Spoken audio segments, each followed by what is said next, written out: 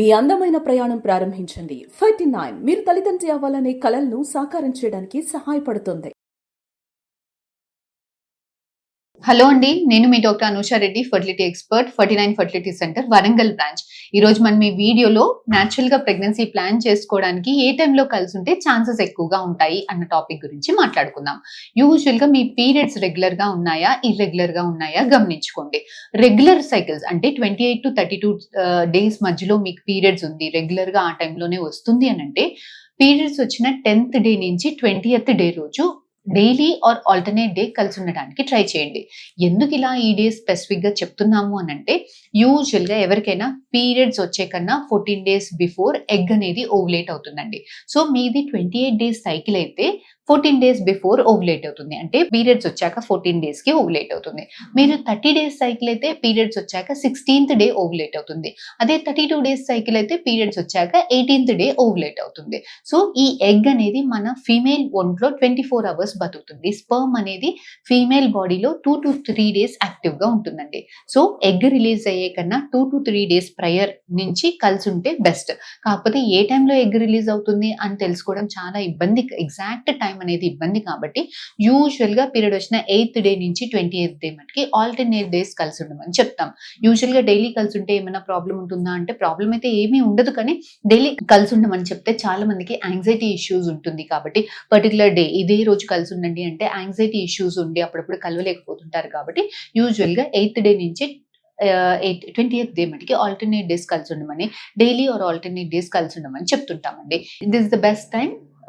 Fertility, female fertility అనేది peak stage లో ఉంటుంది. మాది ఇర్రెగ్యులర్ సైకిల్స్ మేడం. మరి ఈ ఇర్రెగ్యులర్ సైకిల్స్ ఉన్న వాళ్ళు ఎలా ప్లాన్ చేసుకోవాలి అని అంటే ఇర్రెగ్యులర్ సైకిల్స్ అంటే ఎంత ఇర్రెగ్యులర్ గా ఉంటుంది అన్నది గమనించుకోండి.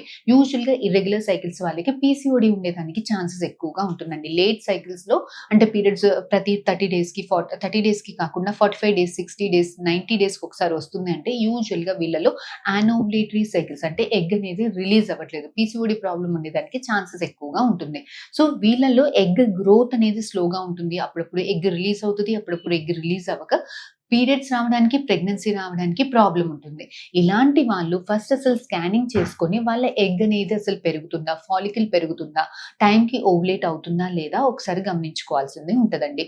యూజువల్ గా ఇలాంటి వాళ్ళకి యానోవ్యులేటరీ సైకిల్స్ ఉంటాయి కాబట్టి ఎగ్ అనేది రిలీజ్ అవ్వకుండా ఉండేదానికి ఛాన్సెస్ ఎక్కువగా ఉంటుంది. సో ఇలాంటి వాళ్ళు ఎగ్ పెరిగేదానికి కొన్ని మెడికేషన్స్ వాళ్ళ గైనకాలజిస్ట్ దగ్గరకో, ఫర్టిలిటీ డాక్టర్స్ దగ్గరకో సంప్రదించి ఎగ్ పెరిగేదానికి కొన్ని మెడికేషన్స్ యూస్ చేసుకొని ఎగ్ ఎప్పుడు రిలీజ్ అవుతుంది అన్నది కరెక్ట్ గా అల్ట్రాసౌండ్ స్కానింగ్ చేసుకొని లేదంటే LH కిట్స్ యూస్ చేసుకొని ఎగ్ రిలీజ్ టైం అనేది వాళ్ళు ట్రాక్ చేసుకొని ఆ రోజు కలిసి ఉంటే ప్రెగ్నెన్సీ రావడానికి అవకాశాలు అనేవి ఎక్కువగా ఉంటాయండి.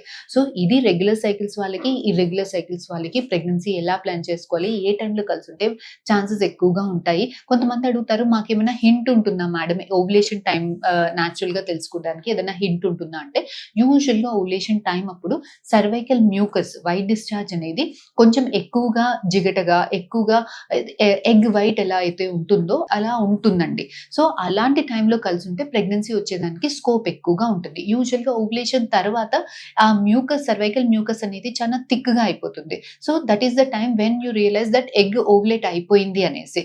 So around this time mucus, cervical mucus ఎక్కువగా ఉంది, చాలా ఎలాస్టిక్ గా ఉంది, చాలా జిగటగా ఉంది అంటే ఇలాంటి టైంలో ఎగ్ రిలీజ్ అయ్యేదానికి ఛాన్స్ ఎక్కువగా ఉంటుంది. ఆ టైంలో కలిసి ఉంటే ప్రెగ్నెన్సీ వచ్చేదానికి ఛాన్సెస్ ఎక్కువగా ఉంటుంది. ఈ టాపిక్ గురించి ఫర్దర్ గా మీకు ఇంకేమైనా డౌట్స్ ఉంటే please do comment in the comment section or get back to us.